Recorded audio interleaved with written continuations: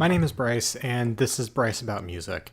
And on the last two videos we did, we went back 20 years and 30 years into the past to talk about the 10 best albums of those years from today's perspective. And on this video, we're doing something a little more modern. We're going back to 2008, just 10 years ago, to take a look at albums that are not only a little bit more modern, but are albums that, in some cases, I remember listening to back in high school. So it was fun to go back and hear how things have changed in the last 10 years and see which albums came out on top. And once again, if you think there's anything that I forgot, anything that you agree with, disagree with, let me know in the comments.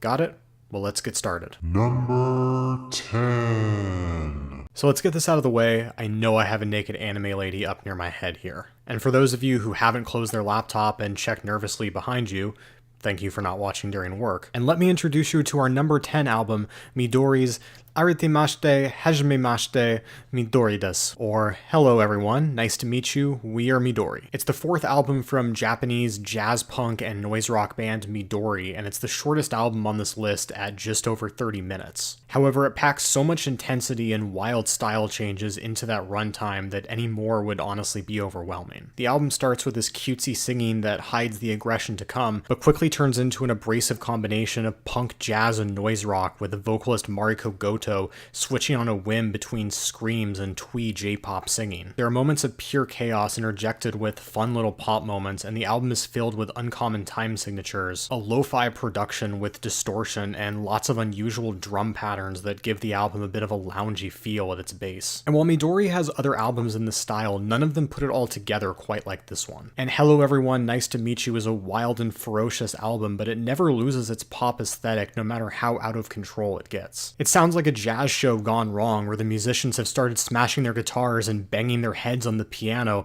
only they're smiling the whole time and having the time of their life doing it. It's maybe a little dangerous, but a ton of fun. And that dichotomy is what makes Midori so interesting. It's not just a merging of different styles, but one of the rare examples of truly intense and dynamic music that simultaneously feels fun and even peaceful. It makes such excellent use of the different genres that it draws from, and that helped makes We Are Midori stand out in a scene that was at the time full of odd creative albums from other Japanese female-fronted noise rock bands. You had groups like Melt Banana, OIOO, and Bleach, whose vocalist Mia started a side project called Sanhachi Go that bared a striking stylistic resemblance to Midori in their work on this album. And this album, while certainly not the most accessible thing on this list and very intense in spots, is truly one of the most bizarre gems to come from 2008. It's just such a creative album and a ridiculously fun listen, and I highly recommend it, anime boobs and all. Number 9. At number 9, we move to the fifth album from influential Minnesota hip-hop duo Atmosphere, a group that became a staple of the underground hip-hop scene of the 2000s, and their label Rhymesayers is a pillar of Midwest hip-hop to this day. However, this album, which is called When Life Gives You Lemons, You Paint That Shit Gold, it doesn't seem to be talked about as much these days, despite being a commercial success for the duo when it came out and featuring guests like Tom Waits and Tunde Adebimpe from TV on the Radio. And to a certain extent, I get it. This album was not as impactful as 2002's God Loves Ugly, and it didn't have a big single like Trying to Find a Balance, but When Life Gives You Lemons represented a significant style change for Atmosphere, and one that ages it a little bit less than honestly some of the other Rhymesayer stuff of this era. Producer Ant uses live instrumentation for the first time on this record. You have lots of keys, synths, pianos, and the vibe is very low-key throughout much of the album. And the lighter, more instrumental production places more emphasis on Slug's voice as a result. And that's good because the real meat of the album is in its lyrics and storytelling. Slug is typically known for his personal lyrics and brutally honest storytelling on previous Atmosphere albums, but on When Life Gives You Lemons, you get a series of characters that inhabit this small city as part of a narrative instead. But there's a layer even deeper than that, as all of these stories take you through days in the lives of these characters that are much closer to Slug than they initially appear. Despite being largely told through third-person narratives, this album allows Slug to be even more personal and to go through insecurities that we haven't heard on other Atmosphere albums. You have songs like Yesterday, which reveals itself to be a beautiful ode to Slug's character's late father. Or The Waitress, which subverts your expectations of the relationships between the characters and the narrator and immediately invites you to go back and listen with the information you've just gathered. And then there's Me, a beautifully honest song about a depressed musician, which is very clearly Slug, but gains even more power from the insecurities he's able to show through a third-person perspective. And there's no guest rappers on the entire project, so every story you hear comes from Slug. And it's such a deeply personal album that reveals itself more and more on repeat listens and highlights Slug's ability as a lyricist. It's just a gorgeous, underappreciated album that is well worth going back to even as underground hip-hop continues to evolve. Number 8.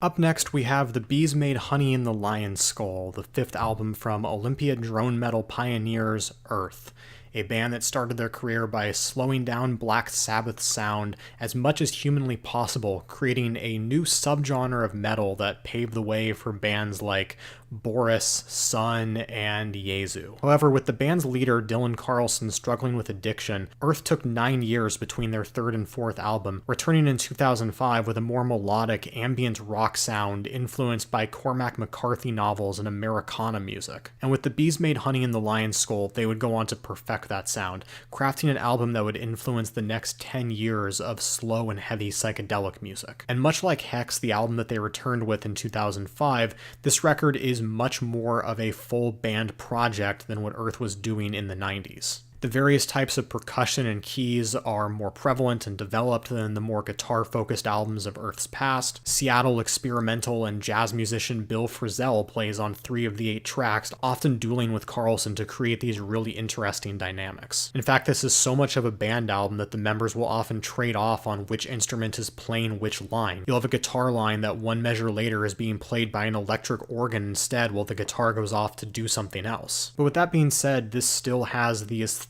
of drone music. Notes are being held for extended lengths of time, which creates this very circular, all-encompassing sound. And while previous Earth albums used this to create something loud and dissonant, here it's almost the opposite. It's still heavy and methodical and hypnotic, but there's also something very pretty and melodic and very still about this album as well. Each song creates a distinct mood and atmosphere, and there's a stillness to the whole album that is very reminiscent of westerns. Earth show the value in slowing music down and getting all you can out of a riff or passage. And The Bees Made Honey in the Lion's Skull is interesting and experimental enough to dive deep into, but it's also an album that you can just throw on and drift away in. It's gorgeous despite being a slow and heavy album, and Earth make this a lot more accessible than you would ever expect from a band that was essentially making heavy drone music just a decade earlier. They already created an entire subgenre of metal, and this album showed that they could go far outside it and create something special. It's simply a stunning record, and for an album that is so built on mood, it succeeds brilliantly. Number 7.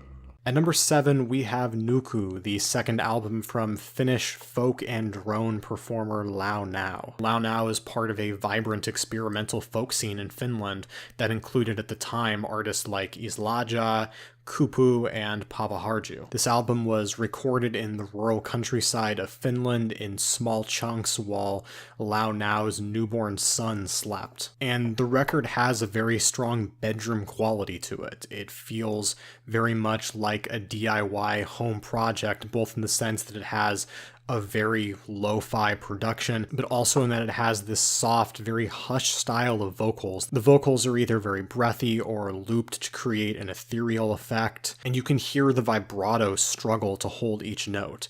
It creates a very dreamlike atmosphere, which makes sense with the title of the album, which translates to sleeps. And there's a slow pace throughout with nature-esque samples and lullaby rhythms, and the whole thing comes across as gentle and intimate and really organic and human sounding. One of the most gorgeous tracks on the album, Paino Voima Valoa, has these looped vocals that fill the sound so much it sounds like it's swirling throughout the mix, and it's over this really gorgeous drone and light instrumentation. instrumentation. And in terms of the instrumentation on the album, what you get here is really unusual for folk music. There's a ton of different instruments being used, some of which are traditional instruments like electric and acoustic guitars, as well as bows and violins, but you also have toy instruments like toy pianos and music boxes, as well as household objects that are being played rhythmically. And even the more traditional instruments are typically being played out of tune, and you hear the creaks and cracks of the violins and guitars just as much as you do the traditional music coming out of them. It's very much concerned with the entirety of the sound coming from an instrument, not just what would typically get picked up in a recording. And that's what I love about this album. It's full of beautiful music that is constructed in ways that we would typically think of as incorrect or human error, and yet comes across as just supremely gorgeous in its result. Nukkuu is an album that you can simply listen to for its beauty and as ambient music, but it's also a record that I would love to dive deeper into and know where all of the individual sounds are coming from. There's certainly other albums out there that create noise and experimental music from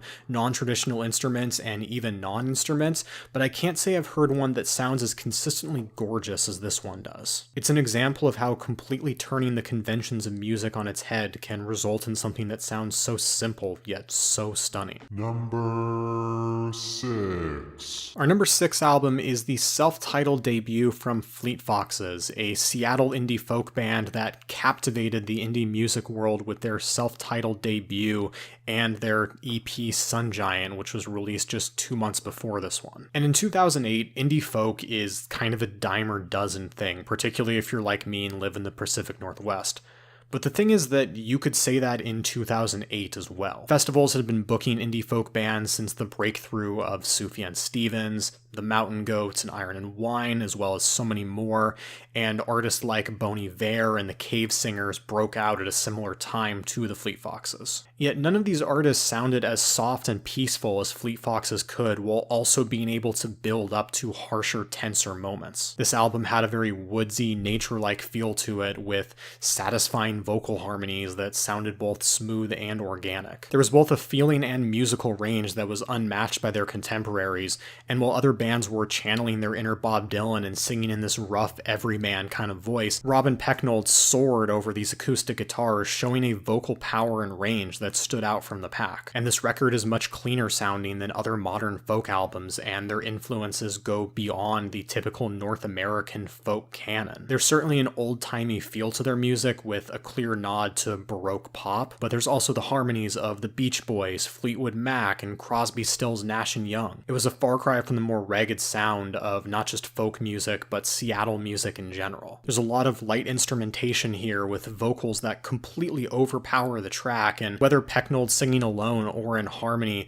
the vocals here just drip with a kind of vibrato that was starting to become less and less common in indie music at the time. This is around the time that autotune and pitch correction were starting to become even more commonplace, and as a result, you would hear less and less vibrato on this kind of music. And I think that's one of the reasons why this Fleet Foxes album sounded so much more organic than their contemporaries. But even in the music itself, Fleet Foxes have a good variety in the instrumentation. You have lighter, poppier folk songs like on the vocal showcase White Winter Hymnal, which has these unintelligible lyrics, but then you also have the chilling Your Protector, which invokes the sound of 60s rock music. And this more organic, old-timey feel would go on to influence the next decade of indie folk. And while Fleet Foxes have released 2 excellent albums in the 10 years since, there's still something special about their debut, a record that captivated the music world at the time it was released, and still is a very easy album to go back to. And it's an album that for 40 minutes makes you think about the nature away from our domesticated life, and so few albums have been able to capture that successfully since. Number 5. Now we enter the top 5 with London Zoo from The Bug, one of the many pseudonyms from Kevin Martin, a British experimental producer who has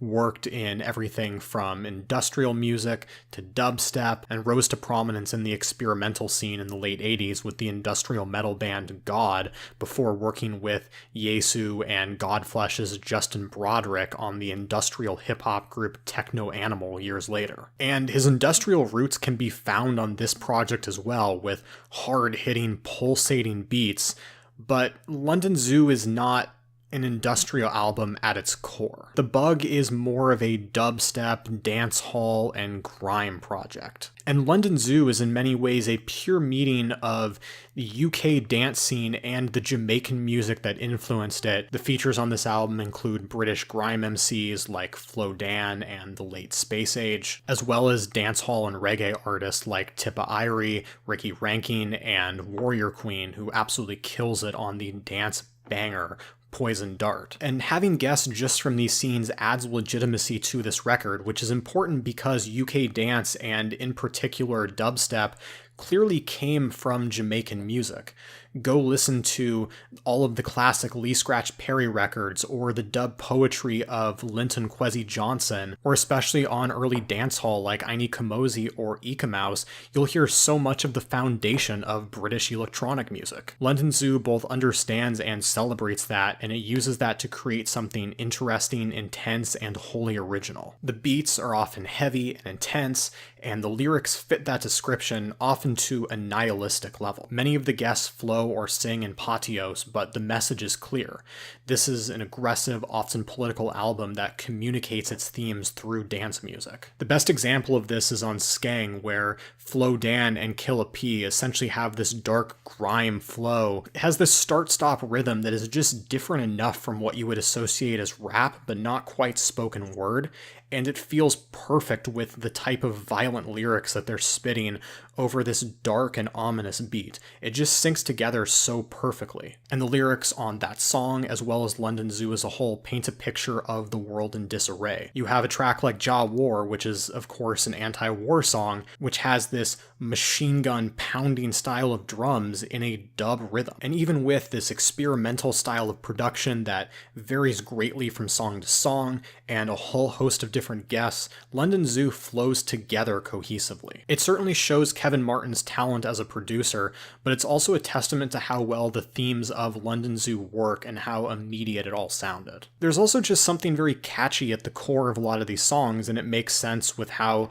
dubstep and grime have both exploded in international popularity in the years since London Zoo. Not to say that this album had a ton of direct influence on that, but it's interesting to go back and hear a much more experimental take on these sounds that have become much more prominent in the years since. And in the year it was released, it did receive a lot of critical acclaim. It was The Wire's #1 album of the year, although I really haven't seen a ton of people talk about it since. But I'm here to tell you that London Zoo is still an excellent album that is an example of how to make rich and meaningful experimental music within the dubstep framework. Number 4. At number 4, we have Deathconsciousness from Have a Nice Life, a Connecticut duo that released this massive double album as their full-length debut with an eclectic array of sounds that range from shoegaze, post-punk, industrial, post-rock, dark ambient, but all connected with the same bleak, overly depressing atmosphere and lyricism that ended up making this album a huge hit across message boards at the time, despite not being on the radar of any of the major indie publications. Its wall of sound levels of fuzz and distortion that take clear influence from My Bloody Valentine and the Microphones, but offer something even slower and heavier, ended up influencing the next 10 years of lo-fi music. And after the success of Deathconsciousness, the duo would even sign to the Flenser Records, which would become home to bands like White Sun, Street Sex, and Reckon Reference, who would all similarly mix these different genres together in these dark, bleak, and experimental ways. And right from the start, the very basic presentation of Deathconsciousness gives away that this is a bedroom project, despite how massively successful it ended up being. A lot of the tracks have silly song names such as Derp Derp, Waiting for Black Metal Records to Come in the Mail, and Holy Fucking Shit 40,000, which does have actual meaning to it as it's a reference to the number of suicides committed in America each year. And then there's the album art, which is a cropped Jacques-Louis David painting that is very obviously used without permission. And when you do get into the actual music, it all sounds like a bedroom project, but that's perfect for the themes that Have a Nice Life are going for. There's a ton of noise and feedback throughout much of the album, and much of it moves at a slow pace, and the vocals are oftentimes very muddled in the mix. But it works because this is an album about grief and depression and suicide, and it's all presented as starkly as possible. Despite the silly song titles, the album nails the sound of nihilism that makes even the Joy Divisions and My Dying Brides of the world sound ecstatic by comparison. And it's not like mixing all of these different genres was necessarily new at the time, but none of those projects had the same type of volume that Deathconsciousness did, and it didn't vary in tempo and style and genres in the same way that this album did, all while maintaining its core themes. Like, parts of this album are oddly catchy, like really, really catchy. Songs like Blood Hail and Derp Derp invite you to sing along to its despair, and the former of which even has this dance rhythm. You have tracks that will recall more typical alternative rock music, only to turn into this pounding drone. And this album is just full of tension. Have a Nice Life know how to build to big moments, and they do so consistently over the course of a very lengthy, dense album. And look, I take a great deal of skepticism with albums that wallow in as much sorrow as Have a Nice Life. Oftentimes in doing so, they tend to glamorize death instead of actually diving into the real feelings of depression and suicidal thoughts. And while this album can come close to that at times, in terms of its atmosphere, it nails the feeling of desolation and loneliness. And it's so musically interesting and varied that even if the themes are not exactly what you're looking for, it's still just an excellent shoegaze album and an excellent drone album that you can appreciate it for its musical qualities. It's one of the most successful bedroom projects in the era of the internet, and it's one of the earliest internet albums to truly make an impact in modern music. Number 3. At number 3, we have one of the great comeback albums in modern music history, Third from Portishead. This is, as you may expect, the third album from the UK trip-hop group, who after 11 years from their second album, really didn't sound much like a trip-hop group or even an electronic group anymore. This is a band that in 1994 revolutionized alternative music and electronic music with their album Dummy, that essentially set the blueprint for modern downtempo music, and their second album 3 years later was a much darker, slowed down, more noir take on that sound. And after over a decade off, they returned with an album that had hardly any hip-hop elements, no turntables, no scratching, and instead was replaced by krautrock rhythms and 60s and 70s psychedelia, as well as slow mood pieces that were much closer to ambient music than anything Portishead were doing before. In fact, it even made use of the analog synthesizers used in 60s and 70s electronic music, but that's not to say that Third was just a retro album. In many ways, this also sounded like trip-hop aged 10 years out, as artists were essentially still copying the Portisheads and Massive Attacks of the world, and downtempo and trip-hop were pretty stagnant in the time while Portishead was gone.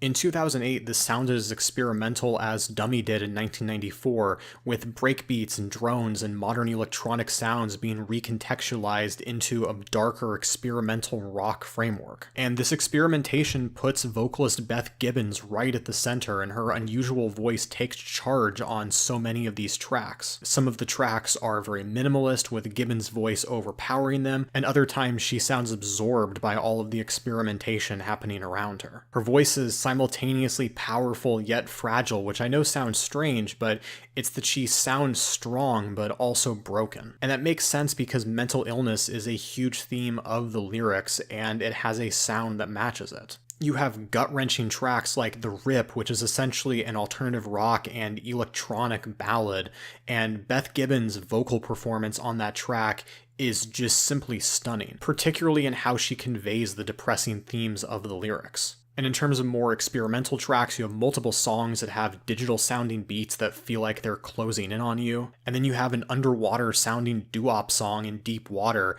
that leads directly into the industrial beat of Machine Gun. A lot of the songs end abruptly, and there's so much variation between the tracks that it's really only Beth Gibbons' vocals and the general sense of darkness that keeps all of this feeling connected. And because of all its variation, Third was an album that critics had a hard time declassifying when it came out. It was so different from what Portishead had done, but also so different than the alternative rock and electronic that was coming out. It was such a massive but wonderful surprise, and in the 10 years since, we're still waiting for a follow-up. Jeff Barrow has gone on to score Alex Garland films such as Ex Machina and Annihilation, but we really haven't heard much from Beth Gibbons and the rest of the band. And in the meantime, I highly recommend going back to Third. It may not be the most important album that Portishead has released, as that distinction will always go to Dummy, but it's the most fully realized album that one of alternative music's greatest bands has ever released. Number 2. Now we move to what is probably the simplest album on this entire list, but maybe the most affecting. Dragging a Dead Deer Up a Hill from Grouper. Grouper is the pseudonym of Portland's Liz Harris, and Dragging a Dead Deer Up a Hill was her 5th studio album and easily her breakthrough in the indie music blogosphere. Despite comparisons to Cocteau Twins and other dream pop artists from the 4AD label, Grouper came from the drone scene, and essentially this album was drone music with vocals and acoustic guitar, and it ended up creating a very dreamy atmosphere that, while reminiscent of dream pop and certainly some of the 90s artists, had a dark and ominous vibe that was all its own. The vocals added a new layer to Grouper's ambiance and made every little change on the album sound bigger than it actually was. There's a lo-fi production here, which kind of seems like a running theme of this year, but it keeps all of the instruments sounding like they're all part of the same haze, and when something does stick out, particularly the vocals, it's utterly sublime.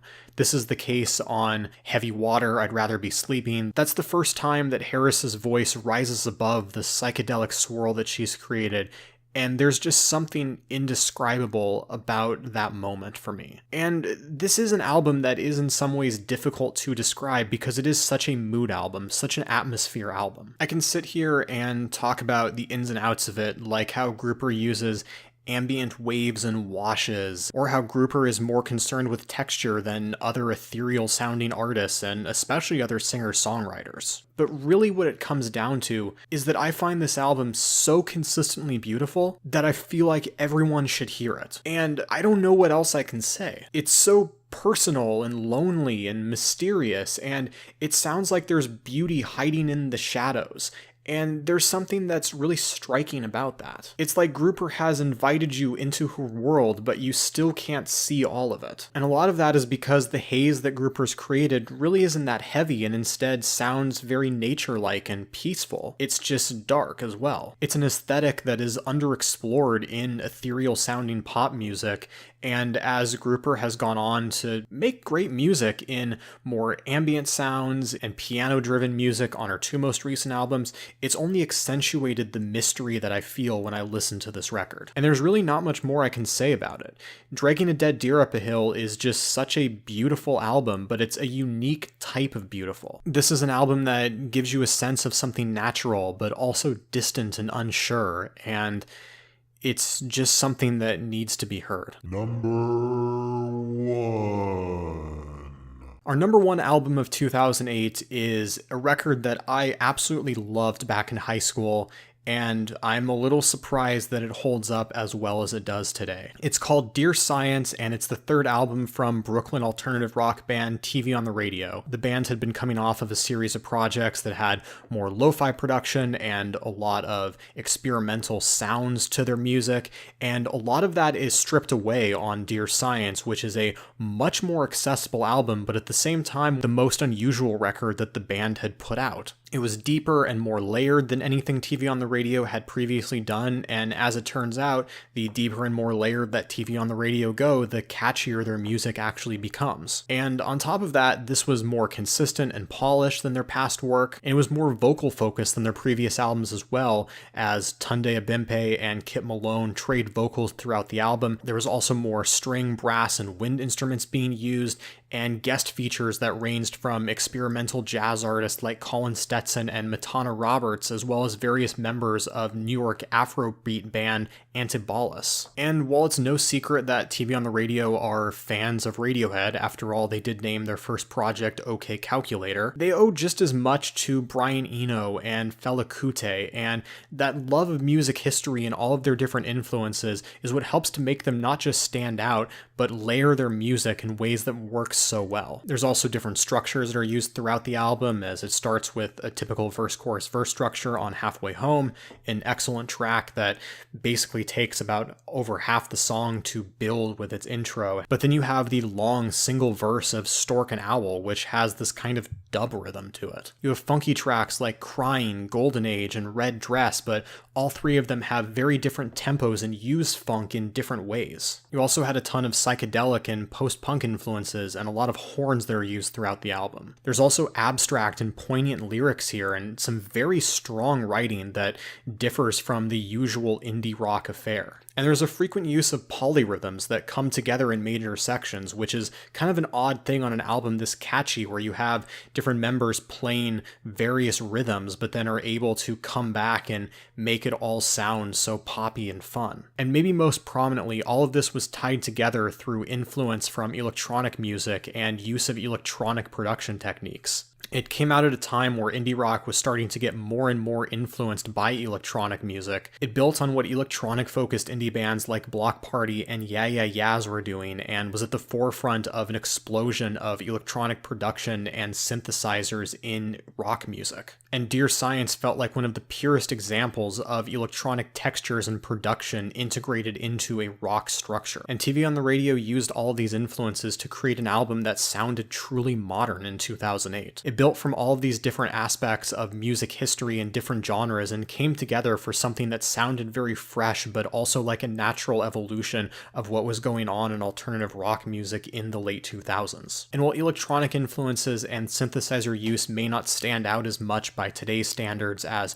alternative rock music has certainly become way more electronic focused in the years since, and even the funk that TV on the Radio was influenced by has made a huge comeback in electronic and hip-hop music. But even today, few albums that work within these influences are as simultaneously dense and catchy as what TV on the Radio has crafted here. It's easily the best album of their career and one of the best alternative rock albums of the 2000s, and it routinely hides how experimental it is. 10 years later, this is still a fun and beautifully layered album that is easy to appreciate but rewards careful listening. And while it was not an uncommon pick as the #1 album of the year when it was released in 2008, it's not an album that is often heralded as a classic or still topping lists like this. However, in going back and listening to it, I honestly believe that Dear Science still holds up as the best album of 2008, and it's one of the most exciting and original rock albums to come out in the last decade.